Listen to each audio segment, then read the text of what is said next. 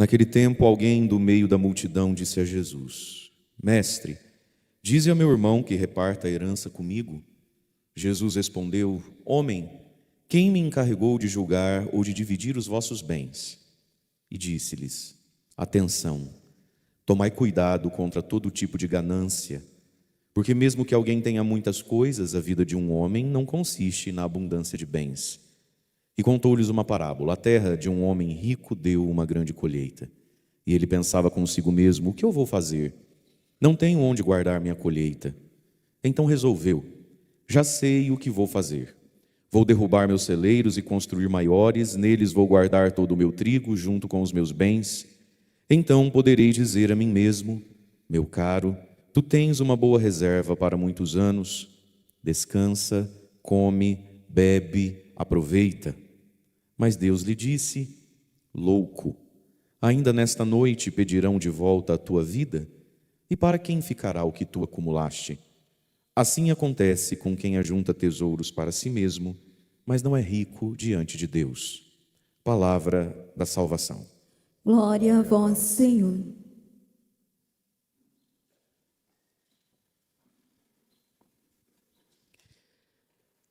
Assim acontece com quem ajunta tesouros para si mesmo, mas não é rico diante de Deus. Irmãos e irmãs, nessa vida, nessa coisa tão preciosa que é a vida e o tempo que Deus nos dá para vivermos esse mundo, o ser humano tem a capacidade de ajuntar riquezas e tesouros. O ser humano tem a capacidade de desejar e de se esforçar. O ser humano tem a capacidade de correr atrás daquilo que ele quiser. Nessa vida a gente pode passar a vida toda correndo atrás do que a gente quiser e achar que convém, achar que vale a pena. E aí então Jesus fala hoje no Evangelho de uma loucura, que é a loucura de não ser rico diante de Deus. E que talvez o maior inimigo para sermos ricos diante de Deus é justamente ser rico dos bens materiais. Esse homem aqui do Evangelho, na história que Jesus conta, é o reflexo de um homem que existiu de verdade, um irmão que negou a herança ao próprio irmão. É assim que começa o Evangelho. Senhor, mestre, fala para o meu irmão dividir a herança comigo. Qual é a dificuldade de dividir a herança com o irmão? E se ele disse assim, fala para o meu irmão dividir a herança comigo, o que a gente entende aqui? Que eram 2 filhos apenas, o que facilitou a coisa. Porque se o defunto deixou 100 vacas e ele tem que dividir entre 3 filhos, é 33 vacas para cada uma, e eles vão brigar no troco, sobrou uma. Agora, fala para o meu irmão dividir a herança comigo, o que significa? Que é 2, se era 100 vacas, 50 cada um. Qual que é a dificuldade? Dividir por 2 é a coisa mais fácil que tem. É a continha matemática mais simples que tem, é o dividir por 2. Mestre, fala para o meu irmão repartir a herança comigo. O que faz um irmão não querer repartir a herança com o outro? A não ser a ganância. Atenção, disse Jesus no Evangelho, tomai cuidado contra todo tipo de ganância. A ganância, o desejo de ter mais. A ganância é o desejo de acumular mais. E ganância é aquele afeto pelo dinheiro ou pelas coisas materiais que me faz passar por cima da necessidade, da urgência ou do direito do outro. Com certeza esse irmão que quis colocar Jesus na história e falar assim, Senhor, fala para o meu irmão dividir a herança comigo, com certeza ele estava precisando, com certeza talvez ele tivesse uma urgência em relação àquele valor, e com certeza o irmão que não queria dividir não tinha essa urgência, não tinha essa necessidade imediata da herança, do fazer o inventário ali entre os dois e ver quem é que fica com o quê, do falecido pai. E ele está passando por cima da necessidade, da urgência do próprio irmão, porque isso é ganância. E aí Jesus diz, tomai cuidado contra todo o tipo, que existem vários tipos, de ganância. E por que o ser humano cai no pecado da ganância? O que nos faz cair nesse erro contra o nosso próprio irmão, contra o próximo? Jesus disse assim, porque mesmo que alguém tenha muitas coisas, a vida de um homem não consiste na abundância de bens. Portanto, a gente precisa saber ou relembrar no que é que consiste a vida, consistência, essência, conteúdo.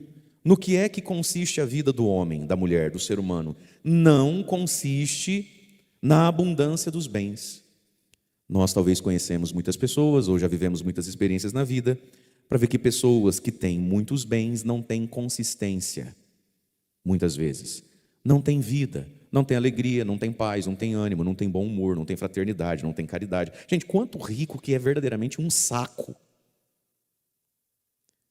Os atendimentos mais difíceis para um padre e ou para um psicólogo é atendimento de rico. O pobre é uma bênção para se atender. O pobre, ele vem lascado, ele vem ferrado, mas ele já chega agradecido, dizendo que Deus é bom, ele só precisa de uma bênção para continuar em frente. Isso é um pobre, isso é uma bênção. O rico é um saco, a maioria. Rico que procura padre, rico que procura psicólogo, olha, é de uma moleza, é de umas crisezinhas de quem não tem um tanque de roupa para lavar, sabe? De quem não tem conta para pagar, de quem não tem que pedir para São José o dinheiro do boleto. Eu falo com a experiência de padre, não estou blasfemando nem amaldiçoando o rico, mas as crises, às vezes emocionais, às vezes morais, espirituais, dos ricos, a gente fica entre o nojo, a dó e a vontade de dar risada. Das ricas, então, sangue do Cordeiro. A riqueza é um perigo, meus irmãos. E quem está dizendo é Jesus. A vida não consiste na abundância de bens. Se ele está falando isso, é porque tem gente que tem bens, mas não tem vida. Tem bens, mas não tem alma. Tem bens, mas é oco por dentro, mole por dentro. É isso que Jesus está dizendo aqui no Evangelho. É o Evangelho que está dizendo. A vida não consiste nisso. E muitas pessoas se perderam, como talvez esse irmão aqui, que está pecando contra o outro irmão, porque nesse vazio, nessa insatisfação, a gente começa a mirar nos bens. Quando eu trocar de carro, quando eu tiver uma casa maior, quando eu puder ir naquele lugar, essas tristezas de ver que pessoas têm acesso a coisas de determinada grandeza ou valor que nós não temos. E aí a gente começa a achar que talvez o que nos está faltando é aquilo que a gente já tem, só que de outra marca, de outro tamanho, de outro preço, de outro valor. Não é verdade? Tem gente que tem muitos bens, mas não tem consistência e nem tem vida. E aí Jesus vai dizer e contar assim uma parábola para ajudar esse irmão a entender o pecado do outro irmão. Contou uma parábola, mas é uma história da vida real, né? Que acontece muito. A terra de um homem rico deu uma grande colheita, e ele pensava consigo mesmo: o que eu vou fazer? Eu não tenho onde guardar a minha colheita. Veja, em segundo algum aqui, esse homem que já era rico, já tinha um celeiro cheio, e agora deu sorte, Deus abençoou, que dessa vez deu como nunca deu, né? O seu empreendimento material. Na pergunta que ele faz, o que eu vou fazer? Nem por um segundo, na resposta dessa pergunta, ou na própria pergunta, ele conseguiu, nessa riqueza toda, se relacionar com Deus, com a comunidade dele, ou com alguém que fosse mais pobre do que ele. Ora, meu amigo, se você já tem um celeiro que está cheio, se Deus te abençoou que agora você não tem nem onde guardar, você não consegue pensar em fazer, participar dessa riqueza, Deus, a sua comunidade e os mais pobres? Nem por um segundo essas três coisas passaram pela cabeça dele. A gente pode envolver na nossa riqueza, no nosso bom momento, vamos dizer assim, na herança que recebe, vamos dizer assim, a gente pode envolver a Deus. Está aí o reino de Deus para ser construído. Quantas obras de evangelização a gente conhece, para além da nossa, inclusive? Não é verdade? Tem quanta paróquia, quanto lugar construindo, reformando, quebrando, levantando. Quantas obras de evangelização que talvez você gosta tanto e nunca ajudou com R$1, você só acha que é uma bênção. A gente fala, tem que rezar, né? Tem. Se puder mandar um pix junto, a gente vai agradecer muito. Como que não? Gente que passa uma vida toda vindo em missa não é dizimista da própria paróquia. Talvez você me acompanhe em casa agora. Você comunga aí, batiza aí, casou aí, precisou de uma confissão, foi aí. Você não é nem dizimista da sua paróquia, você não tem vergonha. Nem por um segundo passa na cabeça Deus. Nem por um segundo passa pela cabeça a comunidade onde está inserido e vive. E aí, paróquia mais cidade, tem asilo aí, não tem? Tem creche, tem asilo, tem na rua de baixo, choveu, destelhou a vizinha. Nem por um segundo a comunidade passa na cabeça da pessoa. Nem por um segundo quem tem menos, ou às vezes é pobre mesmo, ou quem precisa da caridade, da esmola, passou pela cabeça desse sujeito. Nem por um segundo. E às vezes a gente não cuidar, meus irmãos, nem por um segundo passa. Ou quando passa, a gente logo de imediato racionaliza, né? aquele ímpeto. Deus às vezes toca no nosso coração, nos dá um desejo, nos dá um sentimento de fazer algo. Se você não faz na hora, se você não faz rapidinho, a cabeça começa a racionalizar o desejo. Não é assim? É assim no balcão da secretaria da paróquia para dar dízimo. É assim quando abaixa o vidro do carro para dar esmola para alguém num semáforo. Vem um primeiro ímpeto. 5 segundos depois vem a dó da pessoa, da igreja, do pobre. Vem dó do dinheiro que está na carteira. Quantas vezes a gente foi em direção a um pobre? Quantas vezes a gente foi em direção à igreja com vontade de fazer X e fez meio X? Na hora de fazer o X, faz meio X. Guarda a nota de 50, cavuca 2 de 2, uma de 5 e dá 9 conto. Mas a vontade foi outra. Deus trabalha nesses ímpetos da caridade em nós. Mas e a ganância? E a dó que a gente tem? Não de quem está no vidro do carro, não do evangelho a ser construído, a gente sente dó do próprio dinheiro. A gente tem dó e guarda de volta. Como se ali ele tivesse melhor agasalhado, né? Como se ali ele tivesse mais quentinho. A ganância, nem por um segundo esse homem pensou em ninguém, a não ser nele. Aí ele tem uma solução mágica então. Já sei o que eu vou fazer. Vou derrubar os meus celeiros e vou construir maior, com coisa que ele tinha falta, né? E neles vou guardar todo o meu trigo, junto com todos os meus bens. Derrubou o celeiro, construiu ainda maior. Mas tudo isso por causa dessa frase aqui, ó. Então, ou seja, somente então, antes disso eu não posso dizer a mim mesmo. Agora ele vai dizer a ele mesmo, de novo, ele é o centro do mundo, não tem ninguém nessa história. Percebe que é uma história de solidão? É um homem que nasceu, ficou rico e vai morrer. Só tem ele na história. Só tem ele no patrimônio dele, só tem ele no salário dele, só tem ele na riqueza dele. Só tem ele nessa história, ele é isolado, ele é sozinho. Então ele vai dizer para ele mesmo, né? Meu caro, que ele se ama muito. Tu tens uma boa reserva para muitos anos. Então agora que você tem uma reserva para muitos anos, descansa, come, bebe e aproveita. E Deus vai dizer que ele é louco, porque nessa noite em que ele decidiu começar a descansar, que ele decidiu que agora ele vai comer um pouco melhor, daquilo que ele sempre teve vontade de comer. Que agora ele vai poder beber, talvez um vinho que ele sempre quis. Que agora ele vai poder aproveitar a esposa, um feriado, um passeio. Deus olhou e falou, louco, agora? Não, agora acabou o alvará, filho. Está aqui, ó, no livro do céu aqui, hoje é o dia que você morre, não é o dia que você começa a comer, beber, descansar e aproveitar. Veja, meus irmãos, qual é o erro desse homem aqui? Por que ele é louco? Sim, é verdade, você tem uma reserva boa, um pezão de meia para muitos anos. Mas quem disse que você é senhor dos muitos anos? E aqui está, meus irmãos, a coisa mais preciosa da vida é o tempo. E tempo não tem dono. Tempo é de Deus. É verdade, ele tem agora dinheiro para viver mais 200 anos nessa terra sem precisar trabalhar. Até os netos dele já estão aposentados, se ele quiser. Os netos que não nasceu, já nasceu aposentado, se ele quiser. Mas quem disse que você tem muitos anos, seu louco? E aqui está a nossa loucura. A loucura de correr atrás e deixar para depois o comer, o beber, o descansar, o aproveitar, o ser feliz, como se a gente tivesse muitos anos. E quem disse que nós temos muitos anos? E não tem celeiro cheio que compre um dia de vida. É por isso que ele é louco, porque ele coloca a segurança dele nos bens que ele tem. Então poderei dizer a mim mesmo, agora, olha o que ele diz, né? Meu caro, agora você tem uma reserva para muitos anos, então agora você pode descansar. Mas por que você não podia descansar antes? Os irmãos, o melhor travesseiro, o melhor colchão que tem se chama sono. E quando ele está com sono, encostou, dormiu, amém? Esse amém revela que eu estou certo. Você está dormindo numa cadeira de plástico. Fala, obrigado, Senhor, pelo sono que eu sinto. Fala, eu te louvo, Senhor. Fala assim, tem gente que está comprando travesseiro da NASA e não fecha o olho a noite inteira, não prega o olho, não tem remédio que apaga o sujeito. Eu estou dormindo na cadeira de plástico. Fala, eu te louvo, Senhor. Fala, eu sou rico e não sabia. Dá um bocejo de gente rica.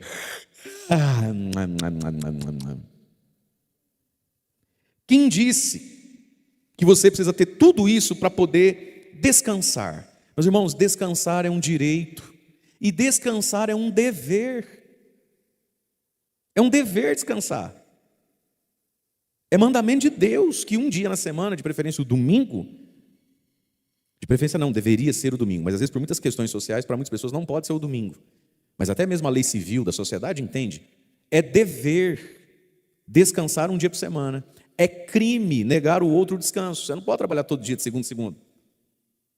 Quando Deus tira o povo do Egito, Moisés tira o meu povo do Egito, primeira coisa que Deus faz com o povo no Egito, quando sai do Egito no deserto, é o quê? Dar a lei do sábado, da antiga aliança, o sábado. A lei do descanso, Deus deu como ordem para o povo, tem que descansar. Mas por que não descansa? E por que só agora vai descansar, né? Por que só agora você pode comer? Você podia ter comido antes. Ah, mas a gente deixa para comer quando? Quando pode construir aquele espaço gourmet. Meu irmão, o melhor tempero é a fome e a amizade. Essa é que é a verdade. O que deixa uma comida gostosa, em primeiro lugar, é fome. Mas eu tô gordo, vive nessas comidas sem sal, sem gosto, sem fibra, não tem um pouco de açúcar, gente, não tem um pouco de gordura, não tem nada, só pode comer não sei o quê, tem gente que vive abaixo de pó, abaixo de não sei o quê, você não, esses complexos aí, você não resolve o que você quer da vida. Melhor tempero é a fome e a amizade. Não leva um amigo em casa, não vai na casa de ninguém, e cada um vai para o seu quarto, cada um não se vê, cada um num horário, cada um de um jeito, uma preguiça de lavar uma louça. Não é verdade? Às vezes tem lá um fundo bonito, uma churrasqueira bonita, mas tem dó de sujar o chão. Tem preguiça de depois ter que encarar um detergente, um paninho para tirar a gordura que cai da carninha. Só agora você vai comer, querido, mas agora você não vai comer, agora você vai morrer, agora você não vai comer, agora você vai começar a ter câncer, agora você não vai comer, agora a diabetes te pegou. Agora? Por que não comeu antes? Bebe. Por que não bebeu antes? Bebe. Deus não está mandando ninguém se embriagar, não. Mas quantas pessoas às vezes têm uma vontade, né, de comprar uma cerveja diferente? Compra. Um vinho lá, bebe. Não é verdade? Chama teu esposo, tua mulher para beber um pouquinho. Gela um vinho. Não é verdade? É sério, gente. Bebe. Se você pode, se você não tem problema, doença com a bebida, não é? Bebe, filho. Toma um golinho hoje. Relaxa um pouquinho. Põe ali para gelar. Mas as vaidades nos tiram muitas coisas. Por que não pode beber? E você está entendendo o que eu estou falando sobre beber. Não me vem fazer inferno, hein? Não vem com falcatrua para o meu lado. Você está entendendo? Come, bebe, aproveita. Mas por que não pode aproveitar antes? Você quer ir para uma praia, não vai por quê? Ah, porque esse carro... Meu irmão, você nunca vai ter aquele carro. Você tem cara de pobre, jeito de pobre, salário de pobre. Vai de excursão, vai nesse Uno 1098 que você tem, vai rezando que ele chega. Você nunca vai ter aquele bichão que o teu cunhado tem. Teu cunhado tem, você não vai ter. Vai para a praia, quer ir para uma praia? Vai na praia. Dá uma volta, faz alguma coisa, aproveita, vive um pouco. Mas as nossas futilidades e o nosso medo tira muita coisa da gente. E aí então, essa ilusão, essa loucura mágica de ver um valor no aplicativo do banco lá do celular e dizer, ufa, agora senão, agora dá, porque agora se eu fizer tudo isso ainda sobra bastante. Meus irmãos, é claro que a gente tem que ser organizado, é claro que ninguém está aí para rasgar dinheiro, mas nossa segurança é Deus, saúde não tem preço, tempo não tem preço. Nossa segurança é Deus. Esse homem caiu nessa loucura aqui, ó. Eu quero fazer isso, mas precisa sobrar um X bem grande lá, bem bonito, para eu me sentir seguro. Mas a nossa segurança é Deus. Louco, você não tem muitos anos. Isso não está no domínio de ninguém. Isso ninguém compra, isso ninguém vende. Muitos anos, isso é dom de Deus. E aí Deus diz para ele, louco. Deixou para descansar, comer, beber, aproveitar no fim, ou depois de ter esse tanto de dinheiro. Só que o teu tempo aqui acabou, essa noite mesmo. Bora, Bill, vai para cá, filho. Vamos sentar para conversar, sentar as contas, acertar as contas, ver se fez bom uso desse tanto de dinheiro que a vida te permitiu, que eu te abençoei ter. Vamos ver quem participou de tanta riqueza e vamos se acertar aqui, mas o que você ia comer, beber, aproveitar e descansar, fica aí. Vem. Assim acontece, disse Jesus então, com quem ajunta tesouros para si mesmo, mas não é rico diante de Deus. E como é que a gente fica rico diante de Deus? Ajuntando o que então diante de Deus, meus irmãos? Ajuntando as virtudes, ajuntando as boas obras, ajuntando a fé e permitindo que outros participem daquilo que Deus nos deu. É assim que a gente fica rico diante de Deus. Portanto, o que eu entendi aqui desse evangelho e você também? Tem muita gente que é rica E às vezes a gente pode até invejar, falando, nossa, se eu tivesse aquilo, se eu tivesse aquele salário, nossa, se eu tivesse aquele padrão de vida, aquela segurança que o fulano tem. Mas Jesus está dizendo, tem muita gente que tem isso aí, mas diante de Deus é um pobre de um coitado. O que não quer dizer que quem é rico diante de Deus não possa sentir, reconhecer uma necessidade material ainda a ser alcançada, realizar um sonho, por que não? Mas o grande segredo da vida, meus queridos, é ser rico diante de Deus. Só que esse homem aqui se apegou tanto à sua riqueza material que foi ficando pobre diante de Deus. Não tinha tempo para Deus, não tinha a perspectiva de Deus, e através da sua riqueza não amou quem Deus ama. E Deus ama a sua igreja, Deus ama a igreja, Deus ama a evangelização, Deus ama os pobres, Deus ama os pequenos. Para ser rico diante de Deus, eu tenho que amar o que Deus ama. E, portanto, investir no que Deus investe.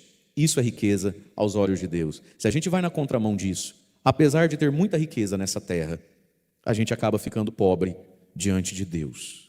Mas por que ser rico diante de Deus? O refrão do Salmo diz, o Senhor mesmo nos fez e somos seus. Ser rico diante de Deus, porque nós somos para Deus. E aí então, nós ouvimos essa primeira leitura maravilhosa aqui da carta de São Paulo aos Efésios, onde Paulo faz como que um grande hino da mudança que Deus, Cristo, fez na vida de cada um de nós, daquela comunidade aos Efésios. Irmãos, vocês estavam, Efésios 2, a partir do versículo 1, é um grande hino. Vocês estavam mortos por causa das vossas faltas e pecados nos quais vocês viviam, quando vocês seguiam o Deus desse mundo, o príncipe que reina entre o céu e a terra, o espírito que age agora lá entre os rebeldes. Ele está falando do diabo. Paulo está dizendo que a gente já foi do diabo nessa vida, quando nós éramos guiados pelo príncipe desse mundo. Nós éramos desse número, versículo 3, todos nós, você também, eu também. O diabo era o nosso Deus, o diabo era o nosso guia. Talvez o diabo não te guiou para as coisas mais terríveis dessa vida, mas ele era o teu guia. Todo ser humano que pensa a vida a parte do evangelho, ele é guiado pelo diabo, como o irmão que não divide a herança com o irmão. Quando a gente fala ser guiado pelo diabo, a nossa mente produz conceitos, né? Produz grosso modo. Quando você fala assim, uma pessoa guiada pelo diabo, às vezes pode vir uma fotografia, um tipo de ser humano que não corresponde necessariamente a essa verdade triste. Ou você acha que esse irmão que não dividia a herança com o irmão, ou você acha que esse homem que queria construir um celeiro maior, talvez não tivesse tatuagens, piercings, talvez não vivesse em determinadas quebradas e bibocas, como a gente fala, talvez fosse de uma elegância assim, feito no alfaiate. Talvez não falasse um palavrão. E talvez não comesse carboidrato depois das 6 da tarde. E só sem glúten também, para desinflamar as células. Talvez fosse uma pessoa de uma elegância, de uma nobreza, mas não divide a herança com o irmão, está sendo guiado pelo diabo. Então, meu querido, minha querida, todos nós já fomos assim. E pode ser que o diabo não te levou para as coisas mais nojentas, mais escabrosas. Mas quando na nossa vida determinadas atitudes estão fora da perspectiva de Cristo, estamos sendo guiados pelo bicho ruim. Nós éramos desse número, todos nós. Versículo 3, outrora, antigamente, nos abandonávamos muitos às paixões da carne, satisfazíamos os seus desejos, seguíamos os seus caprichos, e éramos por natureza como os demais, filhos da ira. Mas veja, os caprichos da carne e seus desejos não necessariamente é sexo, droga e rock and roll. Pode ser o ficar adiando a herança do irmão, para satisfazer uma coceira interior de continuar vendo aquele valor no aplicativo do banco. Continua Jesus. Mas, versículo 4, olha que lindo esse versículo, Efésios 2, 4.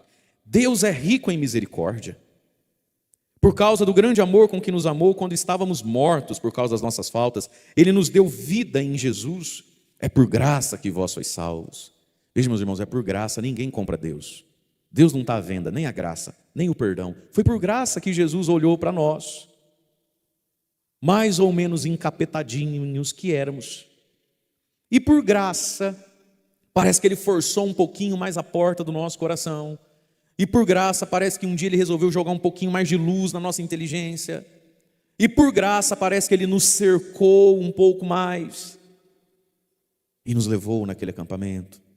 E nos fez ouvir aquela catequese.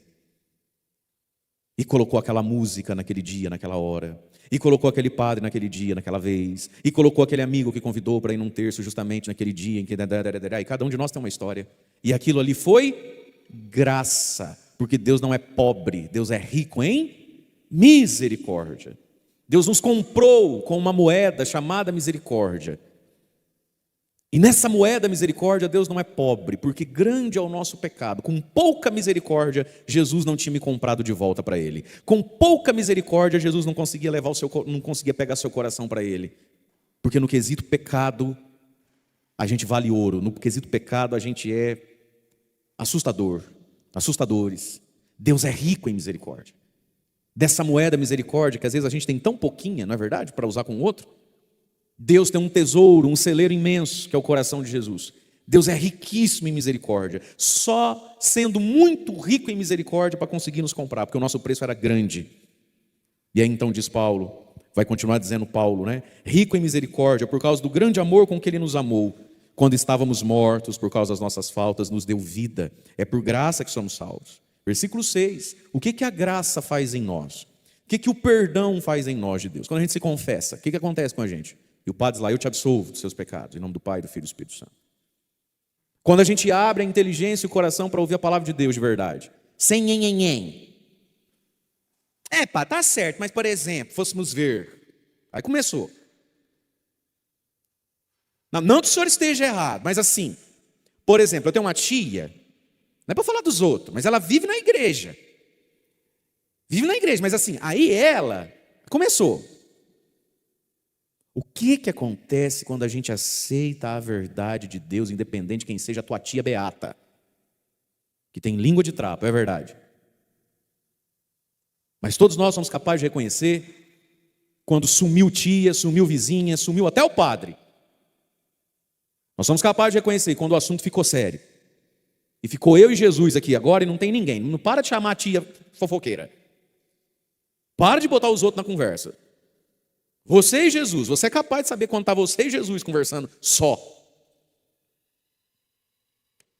Deus então, versículo 6, nos ressuscitou com Cristo. É uma ressurreição da alma. Ou a nossa alma ressuscita enquanto está nessa terra aqui, ou não ressuscita depois que a gente morre. A palavra ressurreição a gente pensa logo, né, no último dia, não é isso? A ressurreição dos mortos, a vida eterna, o céu, sim. Mas Paulo está escrevendo para um monte de defunto, ele está escrevendo para os vivos. Quem está no túmulo não lê carta. Ele está escrevendo para os vivos. Aquele dia que você se confessou, pediu perdão. Aquele dia onde você, diante de Jesus, parou de chamar tia, avó, vizinha, para ficar justificando quem você é. Que você aceitou que você estava sozinho diante dele ali, ó, dentro da luz da tua razão. Dentro do quebrantamento do coração. E você aceitou a ele, se dispôs a ele, você ressuscitou. Deus nos ressuscitou com Cristo, nos fez sentar nos céus, em virtude da nossa união com Jesus. Uai, está sentado no céu ou está em Éfeso lendo carta? O nome disso aqui é esperança. Nós já estamos assentados no céu com Jesus. Lá no céu já tem uma cadeira com teu nome. Tem 2 católicos, os outros tudo vai ficar em pé no fundo. Amém. Então tá bom, se quer ficar em pé, você fica em pé. Os 2 aí vai sentar. Tem uma cadeira lá, nós já estamos assentados com eles, só tem que chegar lá, para pegar o que é nosso. Versículo 7, assim pela bondade que nos demonstrou em Jesus, Deus quis mostrar através dos séculos futuros a incomparável riqueza da sua graça. Deus é rico em misericórdia, Deus é rico na graça. E como é que a gente toma posse nessa riqueza? Volta comigo na última linha do versículo 6. Em virtude da nossa união com Jesus. E como é que a gente se une a Jesus? Pelos sacramentos, pela oração e sobretudo pelos sacramentos. Como é o nome do sacramento de hoje? A gente está celebrando a missa. Qual sacramento se celebra na missa? O sacramento da Eucaristia, que a gente também chama muito propriamente de sacramento da comunhão. O que é comunhão? União. Então esse céu, essa graça, essa misericórdia, ela acontece à medida e somente na medida da união com Cristo. Nós precisamos nos unir a Cristo. Essa é a grande força, essa é a grande virtude do sacramento da Eucaristia, da comunhão e da missa. Porque por mais que você possa ter algum contato, alguma uniãozinha com Jesus quando reza em casa, ninguém comunga ou faz comunhão com Jesus através de um travesseiro, através de um sofá, através de um copo de cerveja, através de um filme. Não tem como fazer comunhão através dessas coisas. A comunhão é um sacramento. Versículo 8, Paulo vai continuar. Com efeito, meus irmãos, é pela graça que vocês são salvos, mediante a fé. E o que é fé aqui dentro desses exemplos todos, sem se alongar demais no assunto, mas vamos ficar só com um aspecto. Quando Paulo diz assim, com efeito é pela graça que vocês são salvos mediante a fé. De novo, fé é essa aceitação que agora estou eu e Jesus. E esse eu e Jesus é maior que a minha tia, que é muito de igreja, mas tem língua de trapo. Fé é essa aceitação de que hoje Jesus me pegou pelos fundos das calças. E eu não vou trazer para essa conversa para me justificar vizinho, padre, pecado de um, defeito de outro, só estou eu e ele aqui mesmo agora. Isso é fé, mediante a fé. E isso não vem de vós, diz Paulo, nós não somos a fonte disso. Não é por causa do nosso jeito charmosinho que isso nos acontece, não. Isso é dom de Deus. Versículo 9, não vem nem das obras, para que ninguém se orgulhe. Até porque quando a gente está sem Deus, nem obra a gente tem mesmo. É graça de Deus. Versículo 10, pois é Ele quem nos fez. Nós fomos criados em Jesus para derrubar um celeiro e construir outro maior. O que está escrito ali no versículo 10? Nós somos criados em Jesus para as boas obras. Foi para isso que a gente foi criado. Estamos no mundo para as boas obras, que Deus preparou de antemão para que nós as praticássemos. É para isso que a gente nasceu. Para Deus, para Cristo, mediante a fé e as boas obras.